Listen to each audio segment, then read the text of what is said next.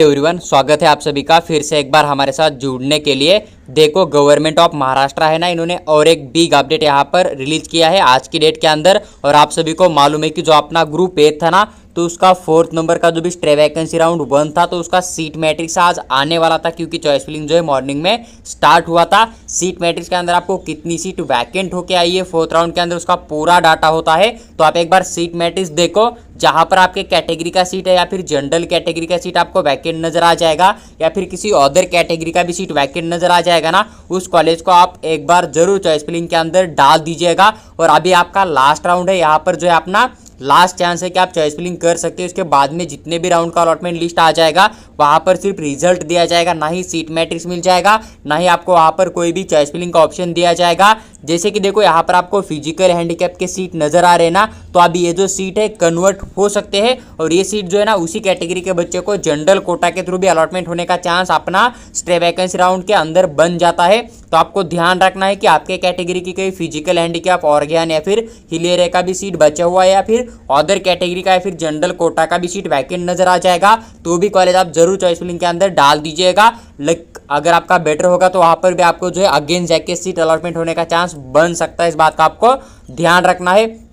देखो, सबसे पहले हम पूरा डिटेल बात करेंगे कि किस कॉलेज के अंदर किस कैटेगरी के लिए कितनी सीट है गवर्नमेंट एमबीबीएस की। देन हम बात करेंगे प्राइवेट एमबीबीएस की, टोटल सीट कितने हैं गवर्नमेंट प्लस प्राइवेट एमबीबीएस को मिलाकर कैटेगरी के हिसाब से, जहां पर की कैटेगरी का बेनिफिट दिया जाता है, और जहां पर कि आपको मैनेजमेंट कोटा का सीट नजर आ जाएगा, वो सीट कितनी है, और कौन सा कॉलेज ऐसा है कि जहां पर आपको कैटेगरी का बेनिफिट जो है नहीं दिया जाएगा। साथ ही साथ देन उसके बाद हम बीडीएस गवर्नमेंट प्राइवेट की भी बिल्कुल चर्चा करेंगे। तो आप पूरा वीडियो देखो, आपका हर एक डाउट यहाँ पर क्लियर सॉल्व हो जाएगा। देखो, सबसे फर्स्ट नंबर वाला कॉलेज आपको नजर आ जाएगा ग्रैंट मेडिकल कॉलेज मुंबई वाला। 250 का इनटेक कैपेसिटी था, और मैंने आपके साथ शेयर किया था कि 99% सीट जो है आपका 3rd राउंड के अंदर फुल होता है। अगर वहां से किसी बच्चे को सीट अलॉटमेंट हुआ, उसके पास डॉक्यूमेंट नहीं थे, कोई पर्सनल रीजन की वजह से बच्चा ज्वाइन नहीं कर पाया है, तो वही सीट आपको वैकेंट होके जो यहाँ पर नजर आ जाएगा। और यहाँ पर इस कॉलेज के अंदर आपको 2 ही सीट वैकेंट नजर आ रहा है, और ये 2 सीट आपका कोई भी कैटेगरी के बच्चे का नहीं है। इस बात का आपको ध्यान रखना।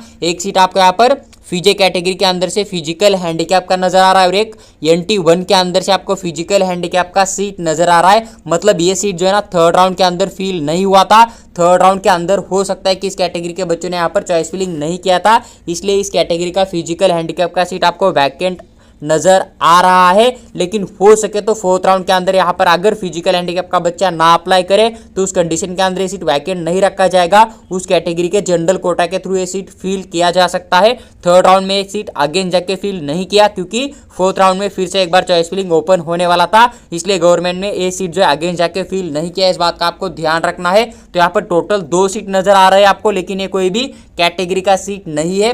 फिजिकल हैंडीकैप का सीट आपको देखने को मिल जाएगा। मतलब इस कॉलेज का भी 100% सीट यहाँ पर कंप्लीट हुआ था राउंड 3 के अंदर, और यहाँ पर अदर रिजर्वेशन का भी कोई सीट आपको नजर नहीं आएगा।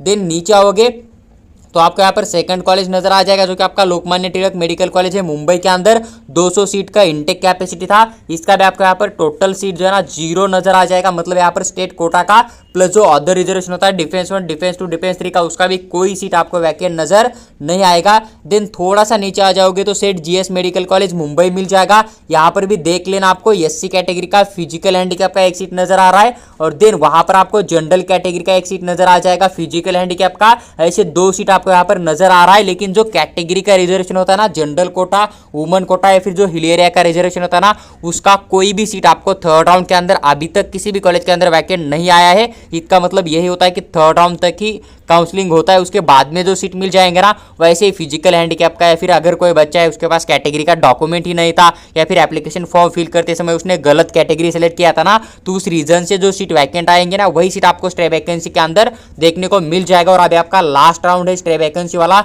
इस बात को आपको समझ लेना है। प्राइवेट के अंदर कई बार क्या होता है, बहुत ज़्यादा फीस लिया जाता है हॉस्टल मेस का, इसलिए वो सीट बच्चे ज्वाइन नहीं करते, उसे एग्जिट करके सीधा वो BMS या फिर ड्रॉप कर लेते हैं, इसलिए प्राइवेट के अंदर सीट देखने को मिल जाएगा। देखो, उसके बाद आपका टोपी वाला नेशनल मेडिकल कॉलेज है मुंबई वाला। तो यहाँ पर भी कोई सीट आपको वैकेंट नजर नहीं आ जाएगा। देन उसके बाद आपको यहाँ पर राजीव गांधी ठाणे वाला कॉलेज नजर आ जाएगा, यहाँ पर भी पूरे के पूरे सीट फिल होते हुए आपको नजर आ जाएगा। तो आप पूरा जितना भी सीट मैट्रिक्स है ना उसे एक बार वेरीफाई कर लीजिएगा, आपको 99% सीट नजर होता हुआ आ जाएगा कि कंप्लीट हुआ है। देन सोलापुर का कॉलेज भी चेक कर सकते हो, यहाँ पर भी आपको एक सीट मिल रहा है, लेकिन फिजिकल हैंडीकैप का ही सीट आपको यहाँ पर नजर आ रहा है। और बीजे मेडिकल कॉलेज का भी पूरा का पूरा सीट आपको यहाँ पर कंप्लीट होता हुआ नजर आ जाएगा। ऐसे अगर हम बात करें कि टोटल 41 गवर्नमेंट कॉलेज के अंदर कितनी सीट आपको वैकेंट नजर आ जाएगी, तो देखो बहुत ज़्यादा सीट वैकेंट नहीं होके आया है, बहुत कम सीट वैकेंट होके आया है। और ये भी सीट आपको अदर रिजर्वेशन का ही ज़्यादा देखने को मिल जाएगा, जैसे कि फिजिकल हैंडीकैप वगैरह। देखो यहाँ पर अगर बात करें हम कैटेगरी वाइज की किस कैटेगरी के लिए टोटल कितनी सीट वैकेंट है और कौन से कैटेगरी के लिए कितनी सीट अभी भी थर्ड राउंड के बाद में फोर्थ राउंड के अंदर वैकेंट होके आ चुकी है। सबसे पहले अगर हम बात करें यहाँ पर एससी कैटेगरी के लिए तो वुमन कोटा का एक सीट वैकेंट है टोटल 41 गवर्नमेंट कॉलेज को मिलाकर। देन उसके बाद अगर फिजिकल हैंडीकैप की बात करें तो यहाँ पर आपको एक सीट नजर आ जाएगा।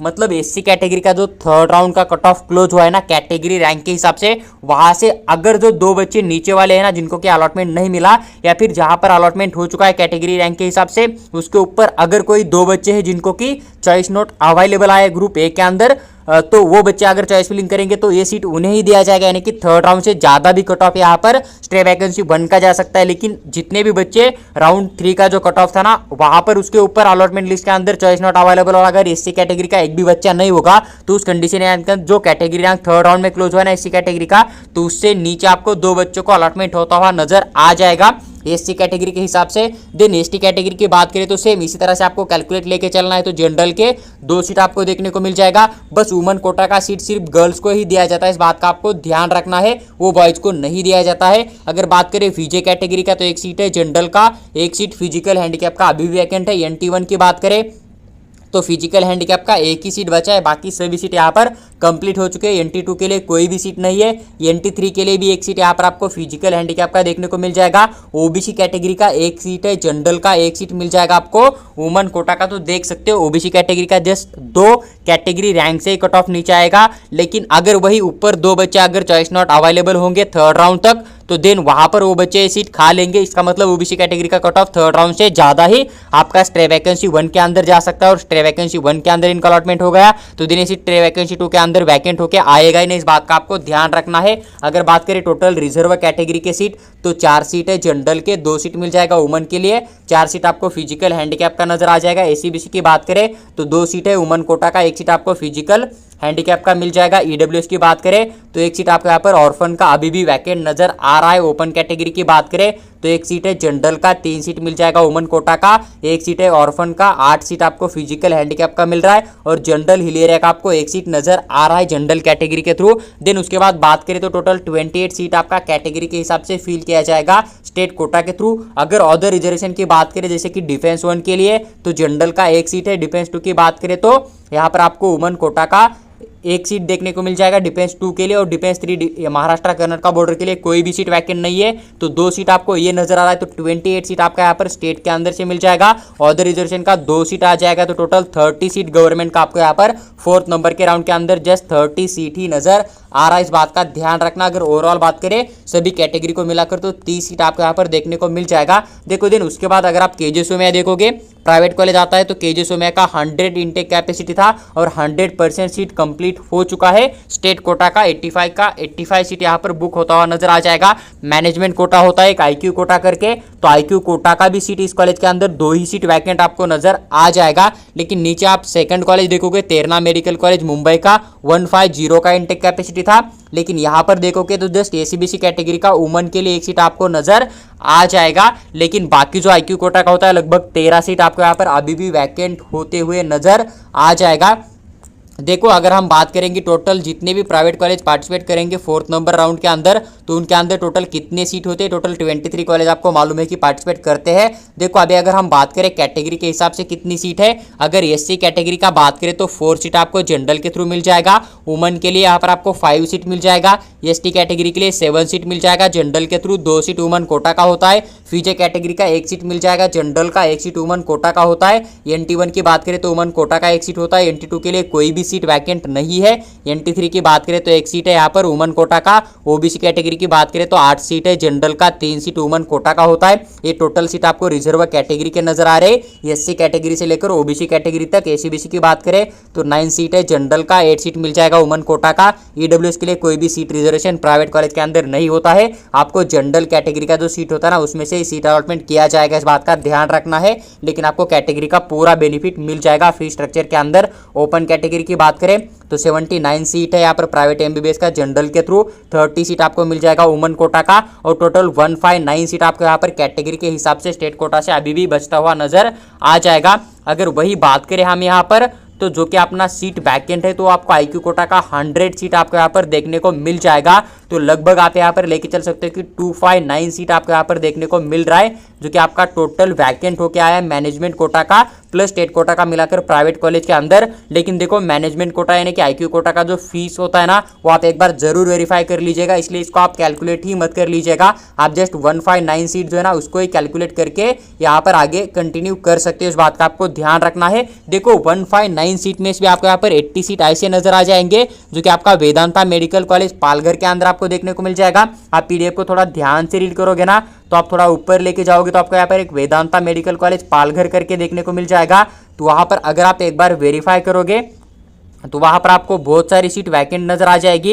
लेकिन देखो वो भी सीट आपके कोई काम की नहीं होती, जैसे कि वेदांता मेडिकल कॉलेज पालघर है, ये कॉलेज एक्सेप्शन में आता है। देखो यहाँ पर 80 सीट आपको वैकेंट नजर आ रहा है, लेकिन इस सीट के अंदर कोई भी आपको कैटेगरी का बेनिफिट नहीं दिया जाएगा। इस कॉलेज के अंदर जितना फीस होता है ना उतना पूरा का पूरा फीस हर एक कैटेगरी के बच्चों को पे करना होता है। इसलिए आप जो 159 सीट आपको नजर आ रहे थे ना तो 159 सीट थे टोटल कैटेगरी के हिसाब से, तो उसमें से 80 सीट आपको माइनस करना होगा। इसके बाद जितने सीट बचेंगे ना उसी सीट के लिए आपको कैटेगरी का बेनिफिट दिया जाएगा। और IQ कोटा का सीट आप अगर लेना चाहते हो तो आपको आसानी से मिल जाएगा, क्योंकि IQ कोटा का फीस बहुत ज़्यादा होता है, इस बात का आपको ध्यान रखना है।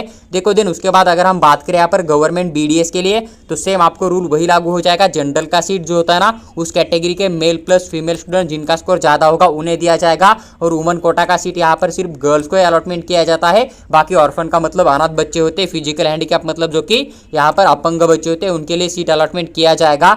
देखो यहाँ पर अगर बात करें टोटल गवर्नमेंट के अंदर कितनी सीट वैकेंट है थर्ड राउंड के बाद में फोर्थ राउंड के लिए, तो यहाँ पर देख सकते हो SC कैटेगरी की बात करें तो 5 सीट है जनरल के थ्रू, 2 सीट वुमन कोटा का मिल जाएगा।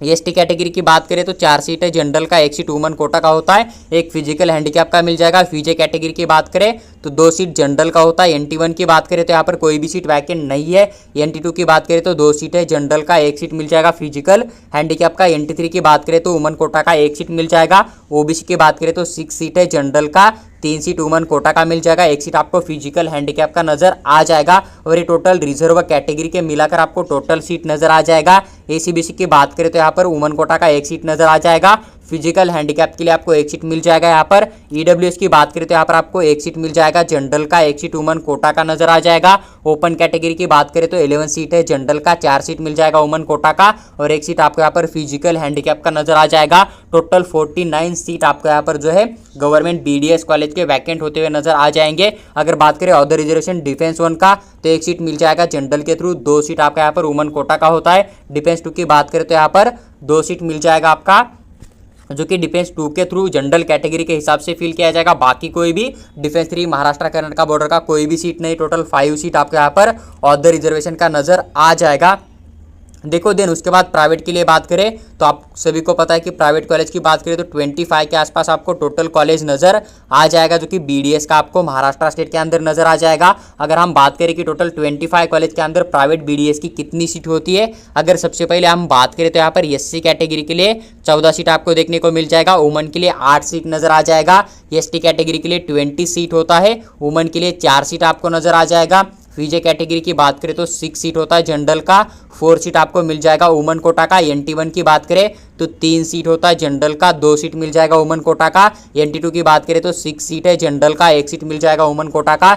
NT3 की बात करें तो 3 सीट है जनरल का, वुमन कोटा का 2 सीट मिल जाएगा। उसके बाद ओबीसी कैटेगरी की बात करें तो 23 सीट है जनरल का, 4 सीट मिल जाएगा वुमन कोटा का। और टोटल सीट की बात करें तो आपको एक टोटल रिजर्व कैटेगरी के सीट देखने को मिल जाएगा, एससी कैटेगरी से लेकर ओबीसी कैटेगरी तक। एसीबीसी का बात करें तो 22 सीट है जनरल का, 7 सीट मिल जाएगा वुमन कोटा का। ईडब्ल्यूएस के लिए प्राइवेट के अंदर कोई भी सीट वैकेंट नहीं होता है, आपको जनरल कैटेगरी के सीट में से ही सीट अलॉटमेंट किया जाएगा, लेकिन आपको कैटेगरी का पूरा बेनिफिट फीस के लिए यहाँ पर प्राइवेट कॉलेज के अंदर लागू हो जाता है। ओपन कैटेगरी की बात करें तो जनरल के थ्रू 186 सीट अभी भी वैकेंट है। वुमन कोटा के तो आपको यहाँ पर 100 सीट देखने को मिल जाएगा, 415 सीट आपको 415 सीट आपको यहाँ पर वैकेंट नजर आ जाएगा, जो कि आपका बीडीएस प्राइवेट कॉलेज का आपका 4th राउंड के अंदर आपको नजर आ जाएगा। आईक्यू कोटा की बात करें तो 46 सीट आपको यहाँ पर देखने को मिल जाएगा, जो कि आपका मैनेजमेंट कोटा का या फिर आईक्यू कोटा की तरफ से फील किया जाएगा। लेकिन फिर भी आप आईक्यू कोटा का एक बार फी स्ट्रक्चर जरूर चेक कर लीजिएगा। तो IQ quota plus state quota मिलाकर 461 सीट आपको टोटल बीडीएस का 4th राउंड के अंदर देखने को मिल जाएगा। देखो जो भी सीट मैट्रिक्स था मैंने पूरा विद डिटेल एक्सप्लेन करके आपके साथ एक्सप्लेन किया है। देखो एमबीबीएस के लिए आपको कौन कौन सी सीट लेके चलना है, जैसे कि गवर्नमेंट के स्टेट कोटा के 28 सीट थे, प्लस अदर रिजर्वेशन के 2 सीट थे, तो गवर्नमेंट का आपको 30 सीट लेके चलना है, जो कि आपके कैटेगरी के हिसाब से आपको पूरा का पूरा बेनिफिट मिलता हुआ नजर आ जाएगा। ये हुआ आपका गवर्नमेंट एमबीबीएस का। देन अगर प्राइवेट एमबीबीएस की बात करोगे आप तो 159 टोटल सीट आपको नजर आ रहा है, जो कि स्टेट काउंसलिंग के अंदर से 85% स्टेट कोटा कैटेगरी के हिसाब से नजर आ रहा है। लेकिन इसमें से 80 सीट आपको वेदांता का वैकेंट नजर आ रहा है, और वेदांता के अंदर कोई भी कैटेगरी का बेनिफिट नहीं मिलेगा।